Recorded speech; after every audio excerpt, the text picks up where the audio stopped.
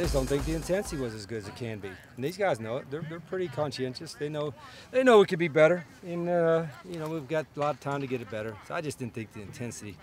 You know, we were having 21 periods, and probably 17 of them were dealt with competition. So if you're a young guy that's competing, that you would be fired up about it and be enthusiastic about it. But the weather was terrific. I mean, gosh, it's, you know, mild, it's cool, but it wasn't an intensity at a not just at the Pac-12 level, but a college football level, in my opinion. How long does it take you to get over one like this? Are you ready to tomorrow morning? Yeah. Well, hell, I'm over it as soon as we walk over here, but then I'll be back on it again after I watch the film, and then, you know, I'm not worried about getting over it. I'm just worried about getting better.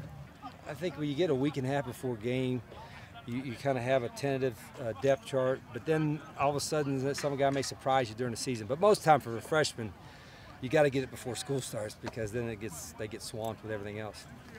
How has DeAndre Miller come back in? Obviously, after dealing with It's good to see him healthy. DeAndre's he's had a pretty good camp. He's healthy. You know, he's an athletic guy, and he had a really good summer getting back. So I think we're a little bit deeper at linebacker, but I don't know today that anybody stood out. When that intensity is not there in practice, especially on a full pad day, how do you look, or who do you look to try to change that? I got the whistle. I mean, you say you look at the seniors and all that, but that's our job. I mean, if the intensity is not what it is, then we failed as coaches. You know, I don't put it on the player. They got to lead and all that. No, they all got to get through practice. That's my job. So that's why I'm mad. They did a good job today. What we call the boards is just the one-on-one deal, and then the W drill, which is 3-on-3. That usually is a tone setter. I mean, usually is an intensity thing. And the boards was okay, and the W drill, the intensity was okay. So that's why I was, okay, we're going to be all right. But then after that, it went.